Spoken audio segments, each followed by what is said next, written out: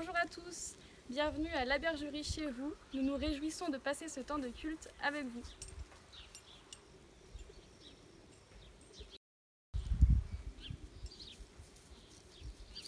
Mais aujourd'hui, c'est aussi la course des héros, et nous voulons célébrer notre héros, Jésus. Nous voulons aussi prier pour nos héros dans la foi, nos héros contemporains.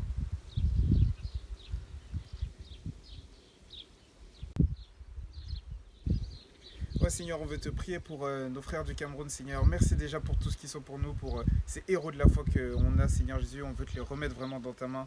Je te prie, Seigneur, que tu puisses les protéger, Seigneur Jésus, les épargner, Seigneur. Et que nous aussi, on puisse avoir des cœurs ouverts à l'intercession pour eux et pour tous les chrétiens persécutés, Seigneur. Amen.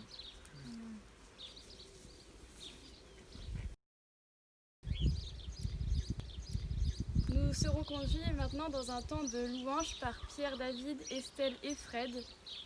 Puis Serge nous apportera le message qui nous parlera justement de ce qu'est être un héros de la foi.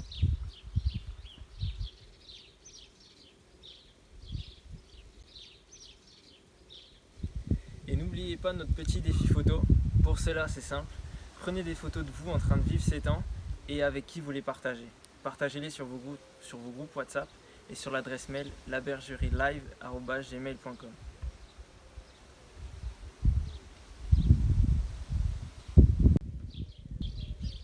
Après avoir recueilli l'ensemble des photos, nous allons faire un petit clip sur la chaîne de l'église pour relater tous ces moments vécus.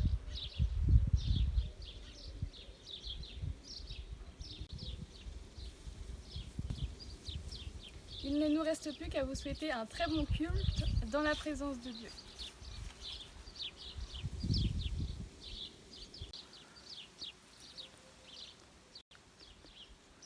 Soyez bénis.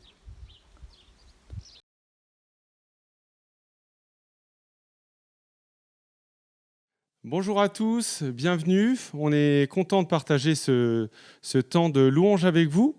On est avec Fred et Estelle.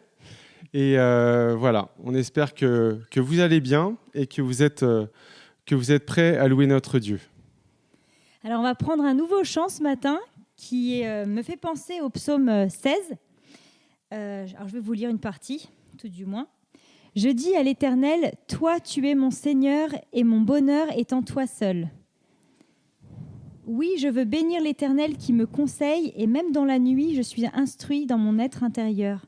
Je garde constamment les yeux fixés sur l'Éternel, car il est à ma droite, pour que je ne vacille pas.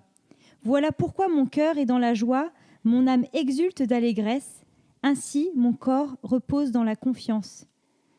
Tu me feras connaître le sentier de la vie, il y a d'abondantes joies devant ta face, des délices éternelles à ta droite. Seigneur, on veut te remercier pour la joie qu'il y a auprès de toi.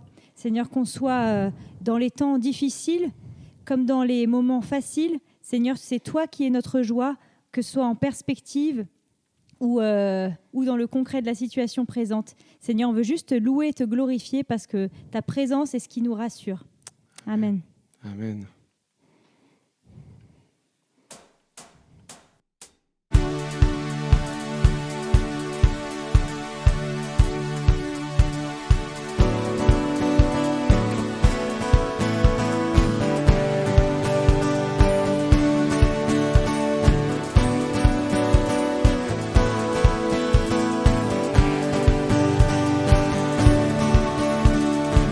C'est toi que je choisis, puissant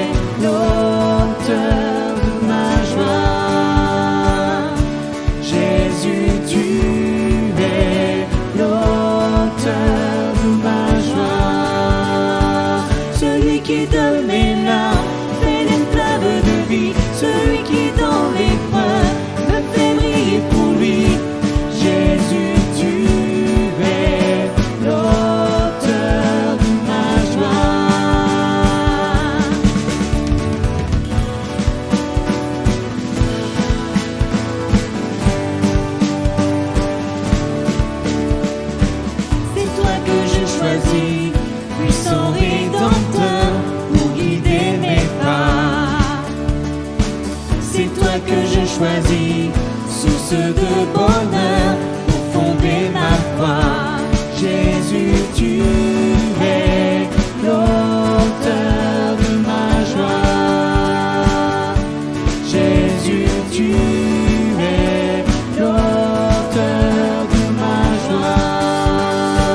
Celui qui donne un souffle quand le mien s'affaiblit, celui qui est fidèle, qui jamais ne m'oublie. Jésus, tu es l'auteur de ma joie.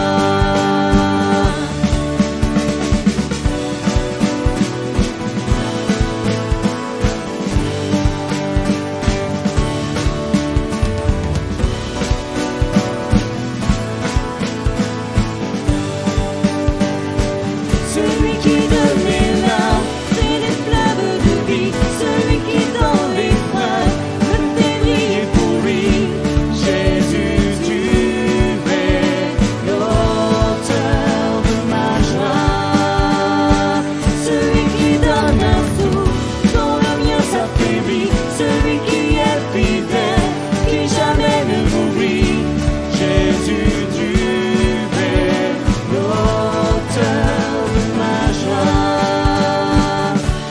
Jésus, tu es l'auteur de ma joie. Jésus, tu es l'auteur de ma joie. Jésus, tu es l'auteur de ma joie. Amen.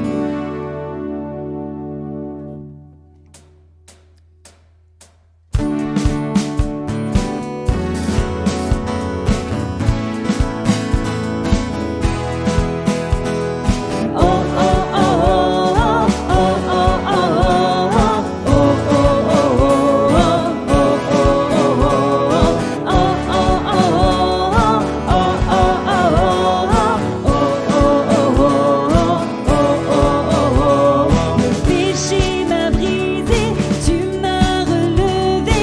Je suis en vie, je suis en vie.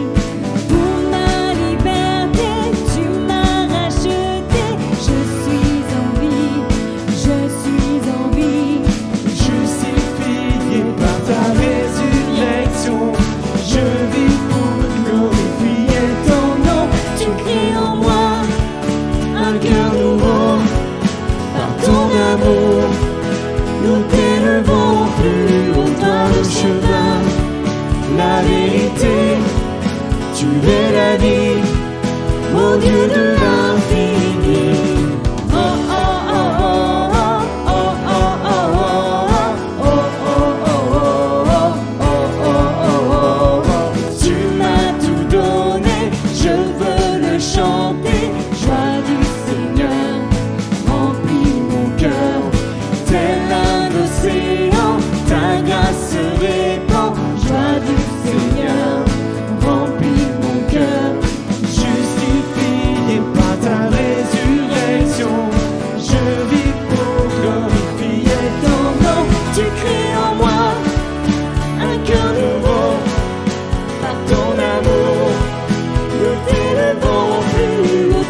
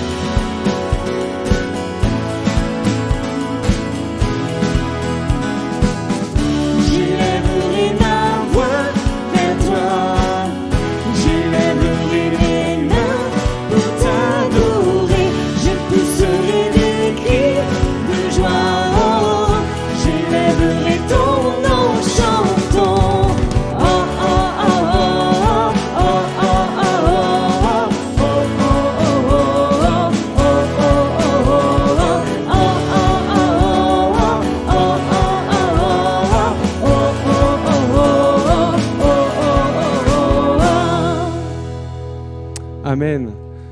Seigneur, ce matin, je désire élever mon nom, Seigneur, élever ton nom, Seigneur, et reconnaître que tu es le seul, Père, qui puisse me satisfaire, Seigneur, et me donner cette joie de te connaître et de vivre cette vie, Père. Amen. Béni soit ton nom, Seigneur, ce matin. Amen.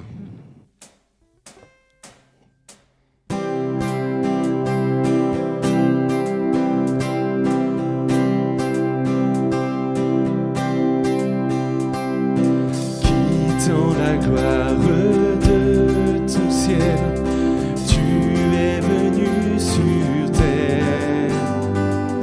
Fils aimé du Dieu éternel, tes bras tu as ouverts. Ta grâce a bouleversé le cours de notre humanité. Nous crions ensemble victoire. Christ est la lumière du monde. Que sa gloire recouvre la terre. Puissance infinie qui libère. Son nom est saint. Il est saint. Il est saint.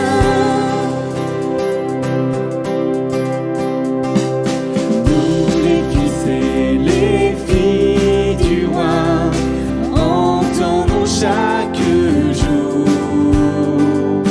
un hymne de gloire et de joie, célébrant son amour. Les nations de la terre s'inclineront devant le Père, chanteront ensemble victoire. Christ est la lumière du monde. Que sa gloire recouvre la terre. Puissance infinie qui libère. Son nom est saint. Il est saint. Il est saint. Christ est la lumière du monde. Que sa gloire recouvre la terre. Puissance infinie qui libère. Son nom est saint. Son nom Il est saint. il est saint. Son nom est saint. Il est saint. Il est saint. Son nom est saint. Son nom est saint. Il est saint. Il est saint. Il est saint. Christ est la lumière du monde. Que sa gloire couvre la terre. Puissance infinie qui libère. Son nom est saint. Il est saint. Il est saint. Son nom est saint. Son nom est saint. Il est saint. Son nom est saint. Son nom est saint. Il est saint.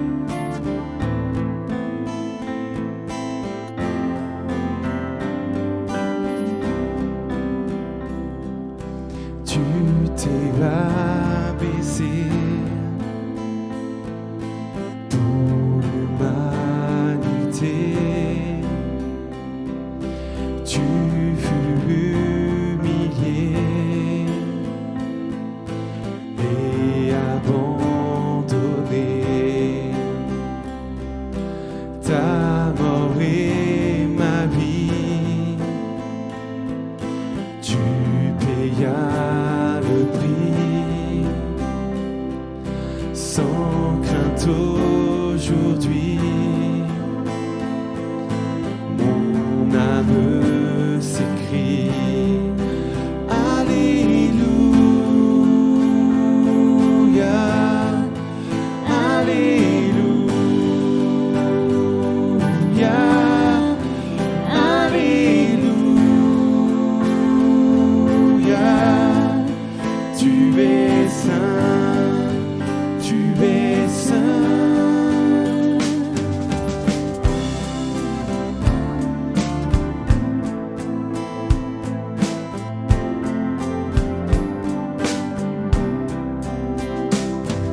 Je suis à tes pieds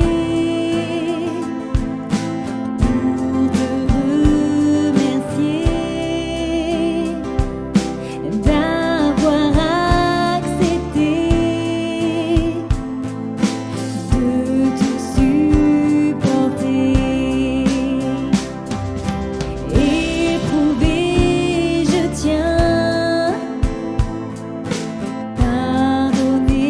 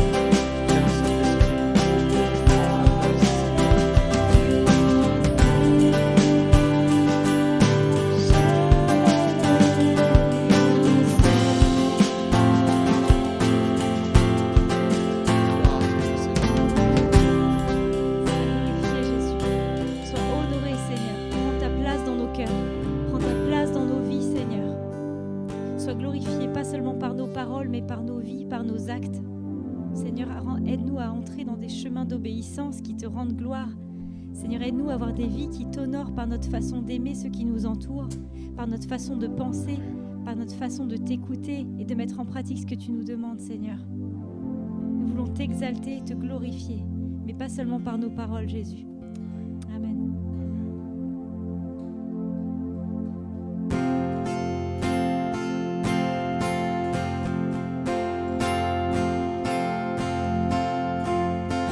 Il est exalté, le roi est au-dessus des cieux. Je veux le louer, il est élevé à jamais exalté. Et je loue son saint nom. Il est Seigneur, sa vérité régnera. Tout l'univers se réjouit dans son saint nom. Il est exalté, le roi est au-dessus des cieux. Il est exalté, le roi est au-dessus des cieux. Je veux le louer, il est élevé à jamais exalté. Je loue son saint nom. Il est Seigneur, sa vérité régnera. Tout l'univers se réjouit dans son saint nom. Il est exalté, le roi est au-dessus des cieux. Il est Seigneur, il est Seigneur, sa vérité régnera. Tout l'univers se réjouit dans son saint nom. Il est exalté, le roi est au-dessus des cieux. Il est exalté, le roi est au-dessus des cieux. Il est exalté, il est exalté, le roi est au-dessus des cieux. Il est exalté, il est exalté, le roi est au-dessus des cieux. Amen. Sois adoré, Seigneur, ce matin. Sois béni. Amen. Gloire à ton nom. Amen, Seigneur. Amen. Hello, voilà, on est content. Merci encore à Peter, Estelle, à Fred pour ce temps louange. Il est l'auteur de ma joie, de ma foi. Il est celui en qui je fixe mes regards. Il est celui que nous voulons honorer. Il est celui qui est digne de notre louange, de notre adoration, de notre obéissance. Nous l'avons vu la semaine dernière. Et on va continuer, enfin il y a 15 jours plutôt, on va continuer dans cette thématique encore ce matin. Ce matin avec les jeunes, nous sommes à la course des héros. Vous les avez vus sur la vidéo tout à l'heure, ils avaient un espèce de bandana comme ça. Et on va voir ce matin en quoi c'est... Qu'est-ce que c'est qu'un héros selon Dieu ? Un héros de Dieu, qu'est-ce que c'est ? Est-ce que c'est un terme biblique déjà ? Est-ce qu'un héros de la foi, qu'est-ce que c'est exactement ? Et pourquoi on parle de héros ? On avait parlé il y a 15 jours de la foi qui était l'équation ou la conjugaison, si vous êtes littéraire ou matheux, vous prenez la définition que vous avez envie, mais en tout cas de l'adoration et de l'obéissance. Le verset clé sur lequel on va s'appuyer ce matin, c'est de dire, dans Romains 10, 17, on lit « Ainsi, la foi vient de ce qu'on entend, et ce qu'on entend vient de la parole de Dieu. » J'aime rajouter « si ce qu'on entend vient de la parole de Dieu ». D'accord ? Si ce que j'entends vient de plein d'autres choses, alors on avait vérifié aussi la dernière fois que la foi est vérité quand elle s'appuie sur la parole de Dieu et que la foi a besoin d'être vérité. On a vu aussi la semaine dernière avec Claude que le cheminement de la foi dans le cœur du chrétien, dans le cœur du disciple, passe sur le tour du potier et que dans ce tour du potier, eh bien, nos vies sont malaxées, nos vies sont soumises à des pressions, nos vies sont recentrées, nos vies sont épurées, sont nettoyées et qu'elles le sont dans une mentalité où Dieu a un projet, il sait quel genre de vase il a envie de faire avec toi ou avec moi et il refuse de voir et de faire ces choses au rabais, alors il espère et il a de la perspective, il a de l'ambition sur nos vies. Je réfléchissais tout à l'heure, juste avant de commencer ce culte, pourquoi on parle de héros de la foi, et je me disais, nous en tant que papa, eh bien quand nous sommes fiers de nos enfants, nous aimons parler d'eux. Et en fait, la Bible, c'est le livre de Dieu, c'est sa parole, il parle de lui et de sa gloire, mais il parle aussi de ses enfants, de ses héros, de ceux dont il est fier. Il va parler de Moïse, c'est un homme selon son cœur, de David, un homme selon son cœur, de Moïse, celui qui a conduit son peuple, d'Abraham, qui est le père de la foi, le père des croyants, de Gédéon, qu'il appelle un héros. Toi, va, vaillant héros. Il va parler de Pierre, de Jean, de tellement de personnes. Vous allez les retrouver tous dans la parole de Dieu. Je vous invite vraiment, ouvrez la parole de Dieu. C'est sa parole pour toi et moi. C'est ce qu'il a envie de nous communiquer. Et aujourd'hui, on va parler des héros de la foi, de ceux qui espèrent en Dieu malgré tout.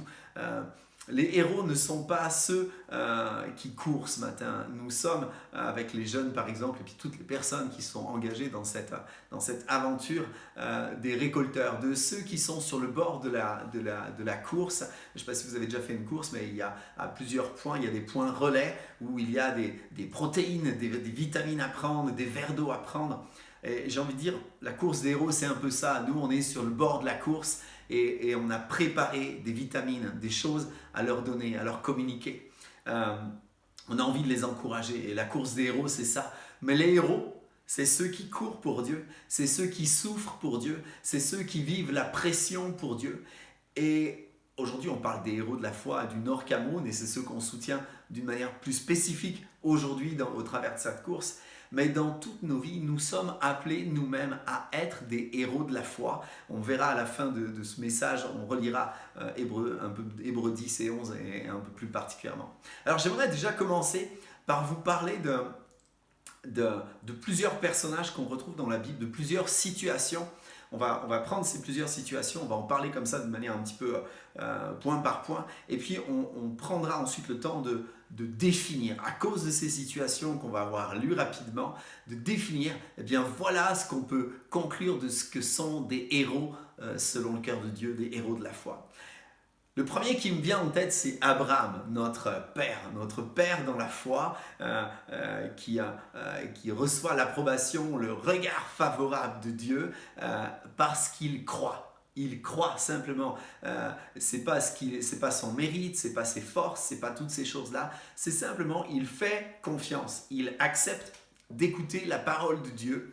Il accepte de sortir du lieu du petit fruit pour rentrer dans la grande vision. Il accepte d'être corrigé par Dieu. Il accepte de se tromper. Il accepte d'adorer. Il accepte de faire confiance.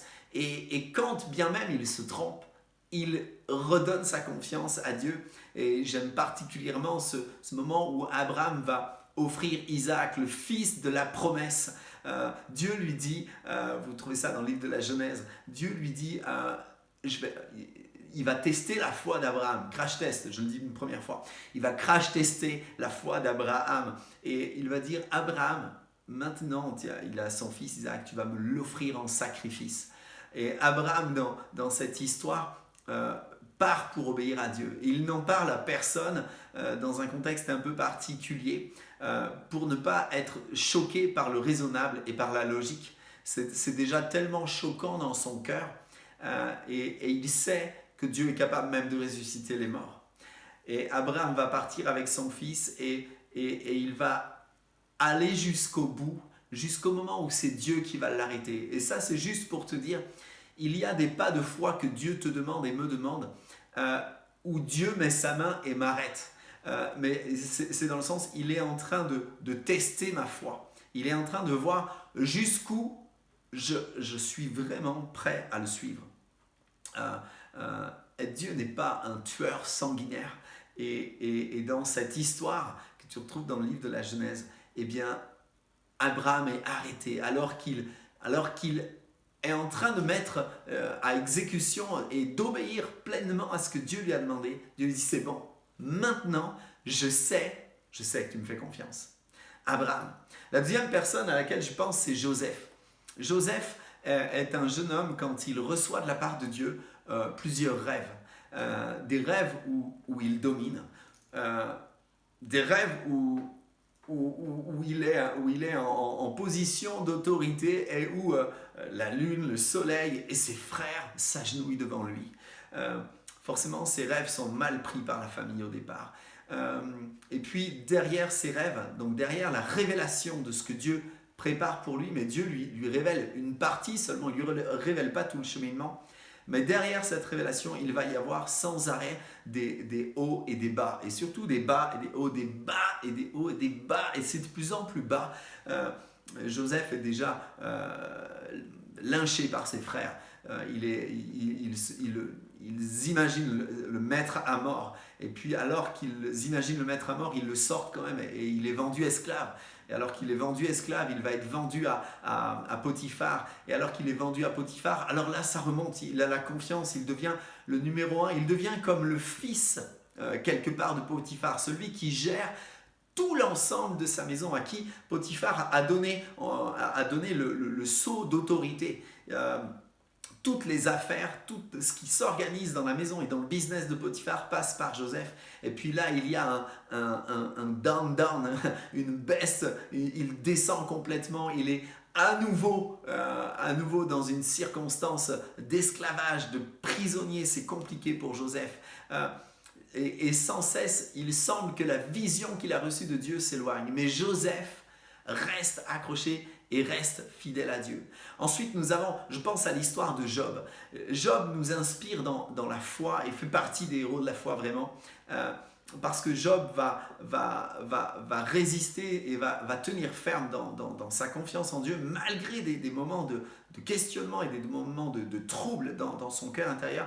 Là où j'ai envie qu'on s'arrête juste ce matin, une minute, c'est sur comment Job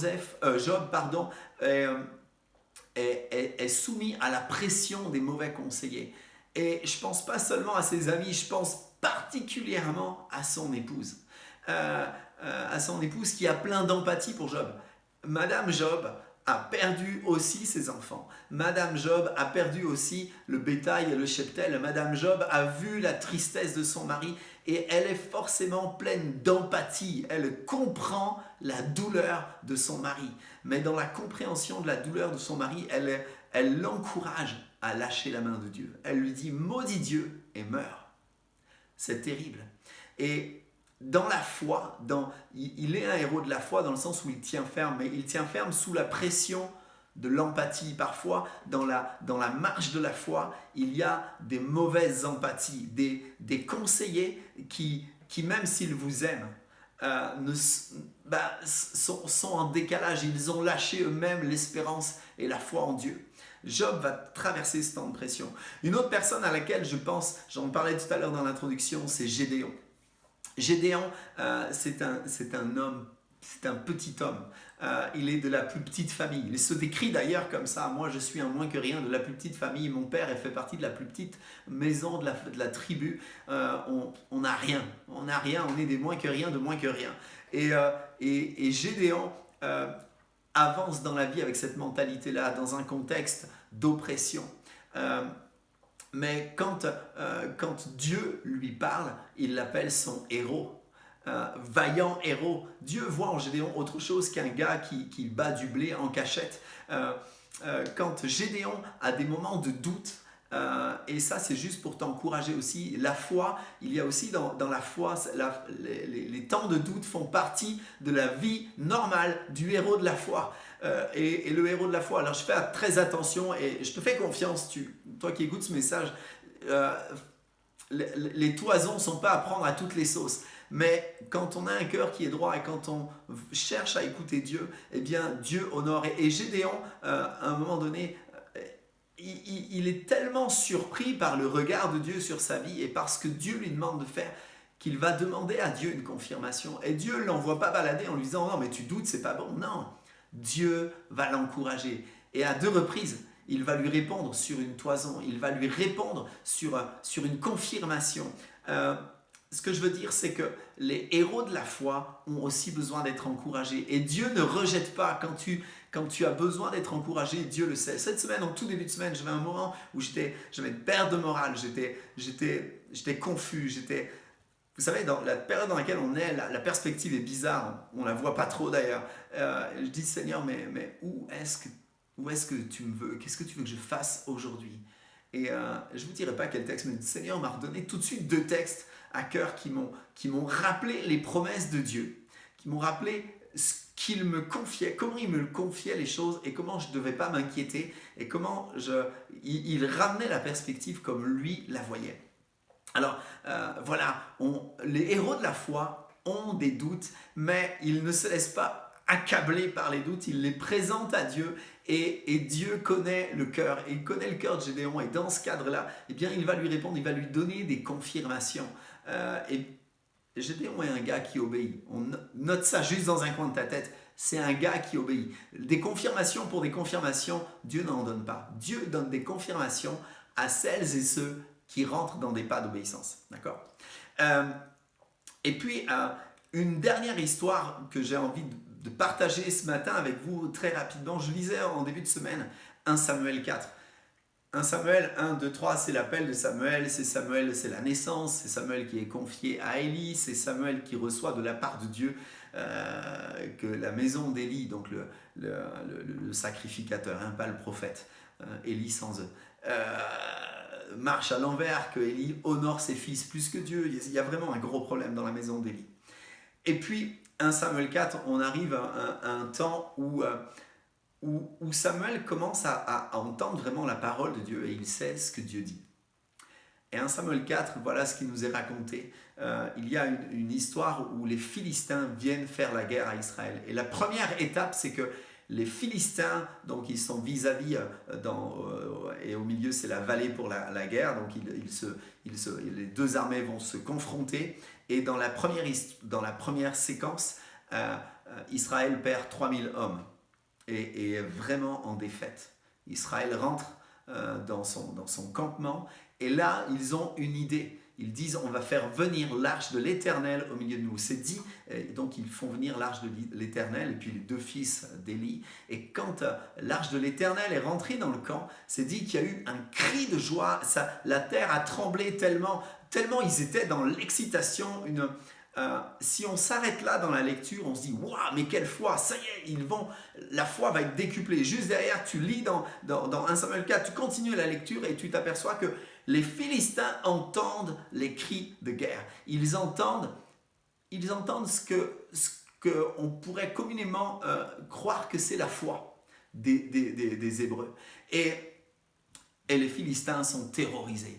Mais ils se disent, on va prendre courage, on va quand même aller faire cette guerre, ne nous relâchons pas. Et les Philistins savent très bien ce que représente l'arche de l'Éternel. Ils disent, mais c'est l'arche de l'Éternel, celui qui a vidé, qui a ruiné les Égyptiens pour faire sortir Israël de l'esclavage. C'est celui qui a conduit Israël jusqu'à aujourd'hui. Ils savent très bien qui est l'Éternel. Et la deuxième séquence de bataille, Israël perd, avec plus de 30 000 morts. Et là, on se dit, où est la foi? Où est la foi de ces hommes? Est-ce que ce sont des héros? Eh bien non. En fait, ils ont cru que le fait d'amener un symbole de Dieu dans leur expérience était suffisant et était de la foi. Ils se sont réjouis faussement. Ils se sont réjouis dans l'illusion. Et peut-être un point que j'ai envie de poser ce matin, c'est faisons attention à ne pas confondre foi et superstition. Ouais, on parle rarement de superstition dans la parole de Dieu, dans nos prédications plutôt, mais en fait c'est de la superstition. Eux, ils pensent que parce qu'ils amènent l'arche de l'Éternel au milieu du peuple, ils sont sauvés. Non. Si je prends la Bible chaque matin et que je la lis, mais que j'y obéis pas, que j'y conforme pas ma vie, si je m'appuie pas réellement sur Dieu d'une manière pleine et entière, si je pense que parce que j'ai prié, je suis béni, si je pense que parce que j'ai demandé à Dieu de poser sa main sur moi, mais que je continue à faire ce que j'ai envie, je suis béni.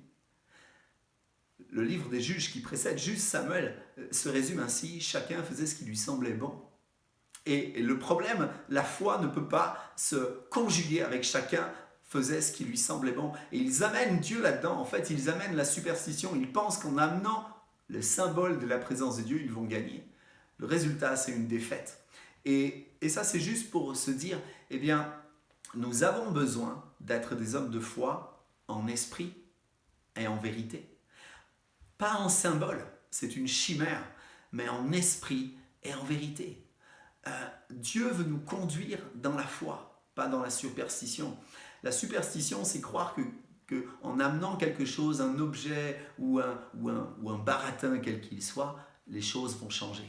La foi, c'est le fait de s'appuyer sur ce que la parole de Dieu dit et uniquement sur ce qu'elle dit, non pas sur des raisonnements, non pas sur des logiques, non pas sur mes pensées, mais sur ce que Dieu dit. Et de le laisser l'attester, de le laisser confirmer ce qu'il dit. Alors, on va vite avancer. Le problème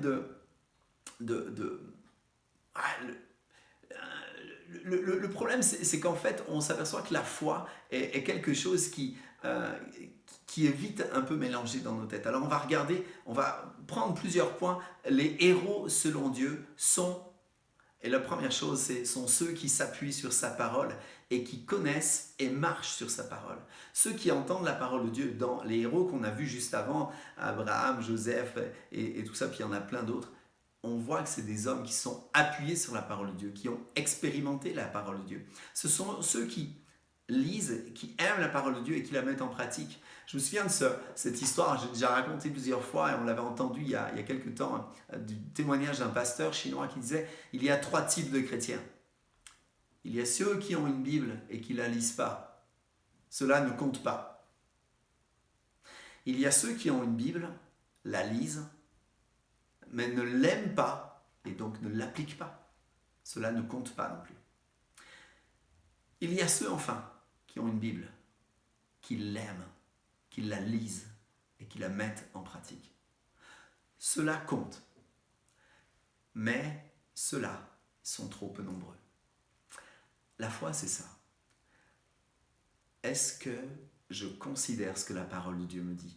Est-ce que j'accepte de confronter ce que je suis en train de vivre à la parole de Dieu ? Non pas sur une interprétation simplement rapide d'une parole, mais comme Gédéon.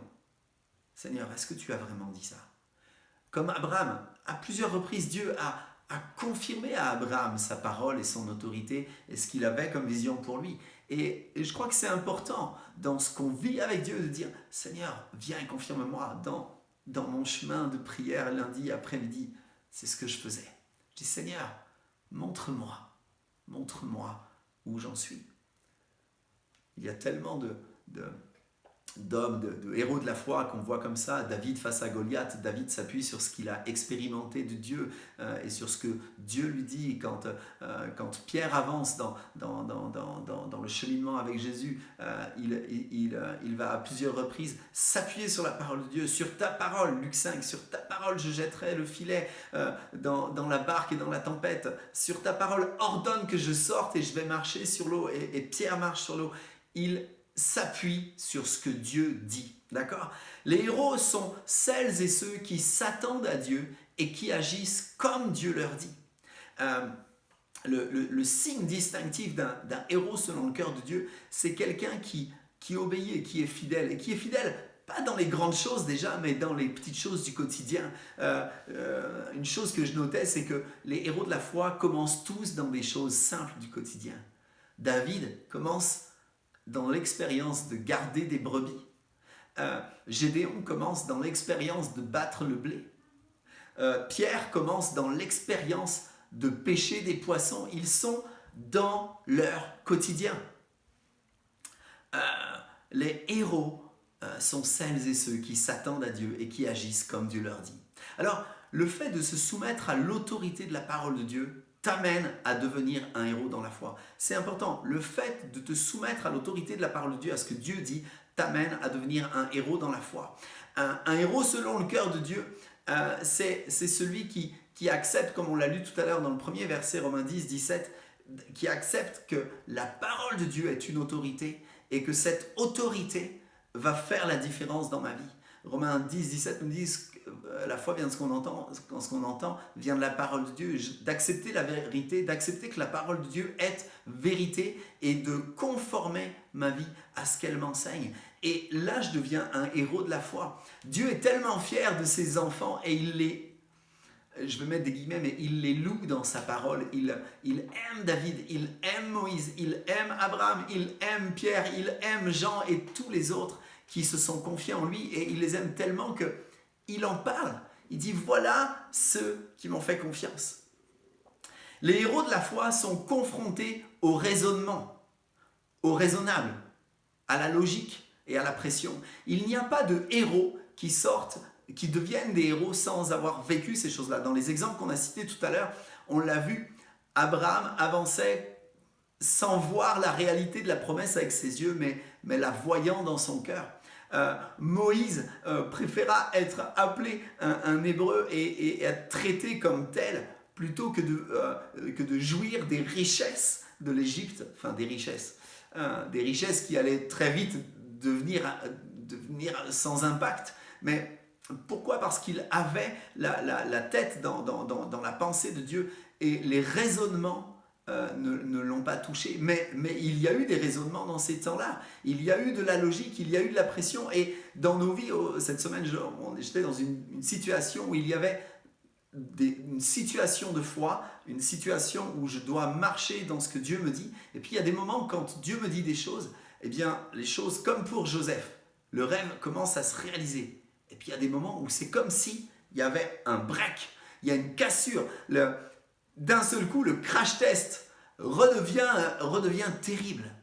Et là, dans ces moments-là, c'est là que Dieu est en train de nous modeler, comme le potier. Là, Dieu est en train de voir, mais comment il va réagir mon fils ou ma fille ? Comment il est en train de... Comment est-ce qu'il réagit quand il y a la pression ? Est-ce qu'il me laisse faire ? Est-ce qu'il continue de s'appuyer sur moi ? Ou est-ce qu'il va chercher des moyens humains ? Le héros de la foi, c'est celui qui accepte la pression sans se saisir des moyens humains, mais qui dit, si Dieu m'a demandé d'avancer de cette manière-là, j'avancerai de cette manière-là. Ça me fait penser à une histoire, il y a quelques années, j'avais imaginé moi un business pour aller mieux financièrement, et à plusieurs reprises, et c'était une école difficile, c'était en 2017, l'été 2017, où à plusieurs reprises Dieu m'a dit non, et au départ j'ai résisté, mon raisonnement, ma pensée, ma mentalité étaient en opposition avec ce que Dieu était en train de me dire. Jusqu'au moment où j'ai capitulé. Le héros de la foi, c'est celui qui capitule rapidement devant Dieu et qui accepte de ne pas soumettre ce qu'il se confie en Dieu à la pression des mauvais raisonnements, des logiques humaines et à la pression des circonstances, mais qui continue de garder les regards fixés sur Dieu. Le héros de la foi, il vit des pressions, c'est normal. C'est un héros qui ne vit pas de pression, c'est comme quelqu'un qui dirait qu'il est le meilleur aux 100 mètres, mais qui n'a jamais couru un 100 mètres. Tu dois être crash testé. La foi qui n'est pas testée, c'est une chimère, c'est un concept. Et un concept, tant qu'il n'est pas vérifié, ça ne veut rien dire. Vous savez, quand on construit une voiture aujourd'hui et quand on fait de l'aérodynamique, un petit peu, les designers nous vous en parleront, eh bien, il y a tout ce qui se passe sur le papier, sur les logiciels, tout ça. Mais l'épreuve ultime, c'est la réalité. C'est qu'on construit la voiture et on va voir comment elle s'en sort sur le terrain. Les héros de la foi grandissent dans la faiblesse et sous la pression. Le principe de grandir dans la faiblesse fait partie de la vie normale du héros de la foi. Un héros de la foi qui n'est pas dans la faiblesse, un héros de la foi qui ne connaît pas de faiblesse, ça me pose question, bibliquement parlant, on ne le retrouve pas. Paul va dire dans 2 Corinthiens 12, 9, il dit « Ma grâce », il parle de ce que Dieu lui a dit, il dit « Ma grâce te suffit, car ma puissance s'accomplit dans la faiblesse. Je me glorifierai donc bien plus volontiers de mes faiblesses, afin que la puissance de Christ repose sur moi. » Paul est conscient qu'un héros de la foi grandit en considérant que c'est au travers de sa faiblesse que sa foi va grandir et que Dieu va être honoré. Un héros de la foi adore Matthieu 22, 37, Jésus répond à une question des pharisiens. Il va dire, tu aimeras, le plus grand des commandements, tu aimeras le Seigneur ton Dieu de tout ton cœur, de toute ton âme et de toute ta pensée. La foi concrète passe par là. Un héros de la foi est un héros qui adore, qui obéit et qui adore, qui accepte ses faiblesses et qui laisse Dieu agir pleinement. Un héros de la foi s'appuie sur ce que Dieu fait, sur ce que Dieu est et sur ce que Dieu dit. La foi se révèle dans le cœur de celui qui se laisse façonner, nous l'avons vu, dans les mains du potier. La foi se révèle dans les temps de pression, dans les temps où nous sommes tiraillés. La foi se révèle quand j'accepte de perdre le plein contrôle de ma vie pour le laisser entièrement dans les mains de Dieu. La foi est amenée à être régulièrement testée, régulièrement soumise à la pression. Pourquoi? L'Épître aux Hébreux nous en parle. Pour qu'elle soit belle, pour qu'elle soit pure, pour qu'elle ressemble à ce que Dieu a préparé. La foi, c'est ce moment de bascule où je perds l'impression de contrôle de ma vie pour accepter que Dieu seul y réponde. Et les héros que nous encourageons aujourd'hui, celles et ceux qui partout autour de la planète souffrent à cause du nom de Jésus et qui nous encouragent, sont celles et ceux qui justement, malgré les oppressions, eh bien, continuent d'espérer en Dieu. Et j'ai envie simplement de t'encourager ce matin, et on va finir en lisant le texte, de t'encourager. Est-ce que tu as envie de devenir un héros de la foi? Pas pour avoir une médaille, mais quelqu'un de qui Dieu est fier, parce que non seulement tu l'écoutes, mais tu l'aimes et tu acceptes de te soumettre à ce qu'il dit. Est-ce que tu acceptes de laisser le crash test de la parole de Dieu venir éprouver régulièrement ce que tu dis, avoir confiance et quelque part grandir? Je loue Dieu de ce qu'il y est dans nos vies, dans ma vie. J'aime pas passer dans ces temps-là. Humainement parlant, j'ai horreur de ça. Mais je loue Dieu de ce qu'il m'apprend à dépendre de lui et de ce que je ressors et de ce que tu ressors plus fort quand tu as accepté de dépendre que de lui et de ne pas prendre les possibilités humaines. Oh, des fois c'est compliqué et c'est pour ça qu'on a aussi besoin des uns et des autres. Le dernier héros de la foi auquel je pense, c'est forcément Daniel. Daniel nous montre l'importance de l'Église, l'importance d'être les uns avec les autres. Quand Daniel a une question de foi, il la partage avec ses amis. Il dit, voilà les gars, on a tel problème, on va prier, on veut attendre la réponse de Dieu. Soyons simples de cette manière-là. On n'est pas des cakes de la foi. On est appelés à être des fils et des filles du Dieu vivant, des héros selon le cœur de Dieu. Notre héros par excellence, c'est Jésus. Mais nous avons plein de héros aussi, depuis la parole de Dieu dans nos contemporains, qui nous encouragent à faire confiance. Alors, soyons celles et ceux qui ne reculent pas. Hébreux 10, versets 35 à 39 nous dit « N'abandonnez donc pas votre assurance qui est porteuse d'une grande récompense. Oui, vous avez besoin de persévérance pour accomplir la volonté de Dieu. » L'auteur aux Hébreux ne le nie pas. Et d'obtenir ainsi ce qui vous est promis. On obtient ce qui est promis, non pas en mettant en œuvre nos stratagèmes et nos raisonnements, ou en fuyant la pression, mais en gardant, persévérant la foi en Dieu. Verset 37, « Encore bien peu de temps, et celui qui doit venir viendra. » Il y a l'assurance du retour de Jésus, et du retour de Jésus, non seulement dans sa gloire, mais aussi l'assurance qu'il vient parler à celles et ceux qui appellent à lui. Il ne tardera pas. Et le juste vivra par la foi, mais s'il revient en arrière, s'il se retire, dit une autre version, je ne prends pas plaisir en lui. Dieu nous dit, je veux prendre plaisir en toi. J'ai envie de prendre plaisir en toi. Ne te retire pas. Quant à nous, nous ne faisons pas partie de ceux qui se retirent, de ceux qui reviennent en arrière pour se perdre, mais de ceux qui ont la foi pour le salut de leur âme. Est-ce que tu as la foi pour le salut de ton âme? La foi pour le salut de ton âme veut dire, est-ce que tu as la foi aussi dans le quotidien, dans les choses du quotidien, dans les choses visibles, pratiques, dans ton job, dans ta maison, dans ta famille, dans les pressions du quotidien que tu vis? Dieu a envie de t'encourager. Tenir ferme et être déterminé. Hébreux 11, 27 Le fait de tenir ferme. On n'est pas des musclores de la foi, par nous-mêmes. Mais voilà ce qu'il est dit, et il parle de Moïse, Hébreux 11, 27. C'est par la foi qu'il a quitté l'Égypte sans craindre la colère du roi.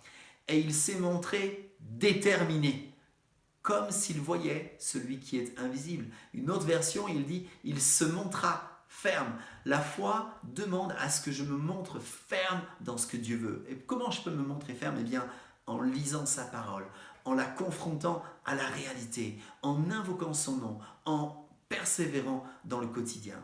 Nous allons finir avec ce texte, Hébreux 11, verset 32 à la fin. Que dirais-je encore? Car le temps me manquerait. Il vient de parler de héros de la foi pour parler de Gédéon, de Barak, de Samson, de Jephthé, de David, de Samuel et des prophètes. Par la foi, ils ont vaincu des royaumes, exercé la justice, obtenu la réalisation de promesses, fermé la gueule de lion. Ils ont éteint la puissance de feu, échappé au tranchant de l'épée, repris des forces après la maladie, étant vaillants à la guerre, mis en fuite les armées étrangères. Des femmes ont retrouvé leur mort par la résurrection. D'autres ont été torturées et n'ont pas accepté la délivrance afin d'obtenir une meilleure résurrection. D'autres encore ont subi les moqueries et le fouet, les chaînes et la prison. Ils ont été lapidés, sciés, mis à l'épreuve. Ils sont morts, tués par l'épée. Ils sont allés d'un endroit à l'autre habillés de peau de brebis ou de chèvre, privés de tout, persécutés, maltraités. Eux dont le monde n'était pas digne, ils erraient dans les déserts et les montagnes, dans les grottes et les abris de la terre. Tout cela, bien qu'ayant reçu un bon témoignage grâce à leur foi, n'ont pas obtenu ce qui leur était promis. Car Dieu avait en vue quelque chose de meilleur pour nous, aujourd'hui encore. Ainsi, il ne devait pas parvenir sans nous à la perfection. Le timing de la réponse définitive de Dieu et de la libération et de toi et moi dans sa gloire, c'est lui qui le tient. Mais en attendant, quels que soient les résultats de ma foi au niveau physique, c'est-à-dire que je sois gagnant dans une guerre ou lapidé, Dieu cherche à ce que je lui fasse confiance pleinement, à ce que je m'attende à toi, à lui. Et la question que j'ai envie de te poser, et toi, est-ce que tu permets à Dieu de faire de toi un héros de la foi? C'est ce qu'il veut faire, j'en suis persuadé. Est-ce que tu acceptes de t'appuyer sur lui et sur lui seul, de le laisser conduire ta vie et de t'entourer de frères et de sœurs pour prier et chercher sa face, dire Seigneur, j'ai envie de t'entendre. Dieu ne rejette pas celui qui vient à lui. Il ne te rejette pas quand tu viens à lui. Alors, crie à lui. N'accepte pas les raisonnements et les logiques et la soumission aux pressions du monde. Mais accepte dans cette pression d'être conduit par Dieu et par Dieu seul. La foi s'appuie sur ce que Christ a accompli pour nous. Et ce matin, on va prendre le temps de la Sainte Seine. On va boire cette coupe de vin ou de jus de raisin et manger ce pain en mémoire de ce que Christ a fait pour nous. Notre foi, elle repose dans ce que Christ a accompli pour nous. Notre foi ne repose pas dans des chimères, dans des belles histoires. Notre foi repose dans ce que Christ a accompli pour toi et moi. Notre foi repose dans ce qu'il a fait pour nous. Et il nous dit, mais à chaque fois que vous vous retrouvez, faites ceci en mémoire de moi. Je t'invite là où tu es, avec celles et ceux qui sont autour de toi. Éprouve-toi. Éprouve ta foi. Laisse-la passer dans le creuset. Laisse Dieu venir l'éprouver et soumets-la au crash test de la réalité. Est-ce qu'aujourd'hui, vraiment, je considère que Jésus est le Sauveur et le Seigneur de ma vie? Ou bien est-ce qu'il y a des endroits dans lesquels il ne l'est pas encore et qu'il me le révèle? Et s'il y a des choses que j'ai à régler, alors que ce soit un temps où je prends les décisions de le régler, avant de prendre cette alliance. Mais si je n'ai pas envie de le régler, ne prends pas une alliance à la légère. Ne prends pas cette alliance comme dans 1 Samuel 4, en se disant ça va me faire du bien, ça va me bénir. Si tu prends cette alliance de travers, ça ne va pas être une bénédiction. Prends-la en ayant éprouvé ton cœur, en ayant laissé le Saint-Esprit éprouver ton cœur. Ma foi n'a de sens que si elle se puise sur la réalité du sacrifice de Jésus. Elle n'a de sens que si elle est en conformité avec cette alliance-là. Si ma foi est ma foi à moi, elle n'a aucun sens. Si elle est ancrée dans ce que Jésus a fait, et si elle adore et obéit, si elle se laisse modeler par le potier, alors tu peux prendre ce temps, alors tu peux prendre ce pain et ce vin avec l'assurance de te souvenir de ce que Christ a accompli en mémoire de lui, et en disant ma foi est là, Christ a été vainqueur, je suis un héros, non pas par moi-même, je suis un héros parce que lui est un héros, et parce qu'il m'emmène à sa suite. La prédication de la croix est une folie pour ceux qui se perdent, pour ceux qui périssent. Mais pour nous qui sommes sauvés, pour nous qui croyons, elle est la réalité, la puissance de Dieu. On va prendre ce temps de scène, on va prendre ce chant ensuite, tout mon espoir est en lui. Pas une partie, pas quand ça va bien, et puis quand ça va mal, je réimagine des solutions humaines. Tout mon espoir. Quel que soit ce que tu attends aujourd'hui dans ce que Dieu prépare pour toi, que ce temps de scène, que ce chant qu'on va prendre ensemble, soit ce temps dans lequel toi, tu réitères ton engagement, ta confiance envers Dieu. Lui ne reviendra jamais en arrière. Prenons ce temps. Seigneur, nous bénissons ton nom. Nous bénissons ton nom pour ce que tu as accompli pour nous, pour ton corps brisé, pour ton sang répandu, et parce que ce matin encore, tu nous permets de le prendre ensemble dans la réalité de la foi. Et que cette réalité de la foi soit mise en expérience, en exercice. Que ce ne soit pas juste un concept, mais une réalité. Et Seigneur, c'est comme cela que nous prenons ce pain et ce vin. Nous souvenant de ce que tu as accompli pour nous. Et sachant que tu es ce héros qui est déjà passé, tu es rentré dans le lieu très saint. Tu as ouvert l'accès au Père. Notre espoir est en toi. Amen.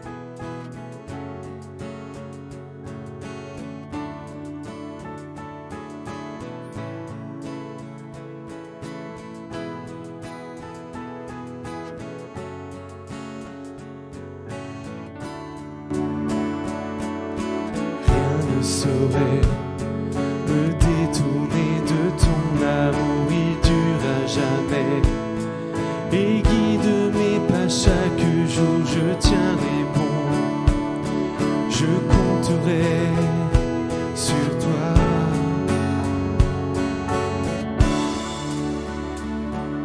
Rien ne saurait restreindre ta fidélité, ta grâce, je sais, m'entoure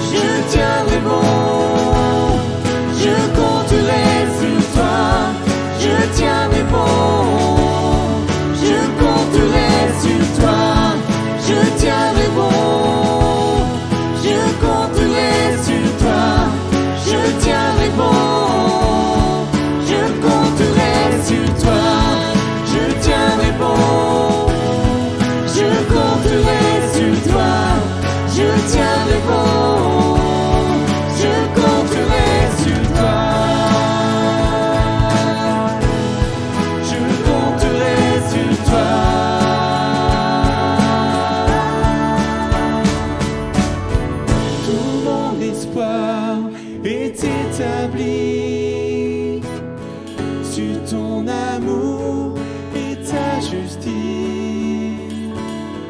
Je ne suivrai nulle autre voie.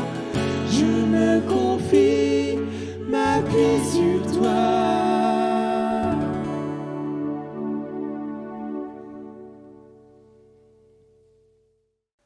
Voilà, il est temps pour nous de finir ce temps de culte. On vous encourage en tout cas à garder tout votre espoir en Jésus. Profitez de ces temps où vous pouvez vous inviter. Je sais que beaucoup l'ont déjà fait, ont déjà commencé à le faire. Prenez ces temps pour prier ensemble ensuite, pour partager des repas, c'est important, mais pour prendre du temps aussi pour prier ensemble et grandir ensemble dans la foi. Nous ne sommes pas là pour donner les réponses aux autres. Nous sommes là pour prier ensemble et chercher auprès du Père la réponse qu'il est. Alors voilà, que ce soit vraiment quelque chose que nous vivions et que nous mettions en pratique. Nous sommes toujours reconnaissants en tout cas pour ces temps qu'on vit ensemble. Dimanche prochain, je vous expliquerai un petit peu plus particulièrement comment on va vivre les temps d'été. On va vivre sur un rythme un tout petit peu différent. Donc ça, je vous donne rendez-vous dimanche prochain pour vous l'expliquer. Encore un grand merci aussi pour toutes celles et ceux qui ont soutenu la course des héros, qui soutiennent aujourd'hui les chrétiens du Nord Cameroun au niveau de l'église. Nous avons récolté plus de 1700 € pour les soutenir. Merci pour votre générosité, mais soyons aussi de celles et ceux qui continuent de prier comme on l'a fait tout à l'heure avec les jeunes, non seulement pour les chrétiens du Nord Cameroun, mais pour toutes celles et ceux qui souffrent et qui souffrent d'autant plus aujourd'hui dans ce contexte de pandémie mondiale qui continue de toucher beaucoup de nos frères. Merci aussi pour votre soutien pour l'église. J'ai juste envie de vous encourager. Ça va être les vacances, on ne va pas pouvoir encore se voir dans l'église en termes de bâtiment. Mais voilà, merci vraiment de continuer d'être généreux et de laisser Dieu parler à vos cœurs et de continuer de soutenir ce que l'Église et puis toutes les choses dans lesquelles nous sommes engagés. J'essaierai dimanche prochain de vous donner quelques témoignages aussi de nos soutiens missionnaires que nous avons en Casamance et à Dakar, que nous avons eu ces dernières semaines en Zoom pour partager et prier ensemble. C'était vraiment encourageant. Voilà, restons connectés les uns aux autres, en tout cas pendant ces temps de vacances. Continuons à nous accueillir et continuons aussi à envoyer vos photos à l'adresse labergerielive@gmail.com pour qu'on puisse faire une espèce de compile de ces temps où nous vivons l'Église un peu différemment que d'habitude, mais ouais, ça devient une habitude. Ceci dit, nous on a toujours beaucoup de joie de pouvoir ouvrir notre maison et puis de s'accueillir les uns les autres. Attendez pas d'être accueillis, accueillez vous-même. Soyez à l'initiative, soyez à l'initiative. Vous savez, je garde un très bon souvenir de ma maman, qui est toujours là d'ailleurs, et peut-être qui me regarde ce matin, bonjour maman, mais qui ouvrait notre maison. Et pour moi, ça a été vraiment un témoignage. Elle n'avait pas grand-chose, c'était une femme seule, avec 2 enfants, mais elle ouvrait son appartement, on vivait en HLM. Et c'était simple, il n'y avait pas besoin d'avoir une piscine avec plein de choses, et on vivait ces choses simplement. Soyons de celles et de ceux qui ouvrent nos maisons. On reste en contact. On se retrouve dimanche prochain pour la bergerie chez vous, toujours à 10h. En attendant, que Dieu vous bénisse richement. À très bientôt les amis. Ciao, ciao.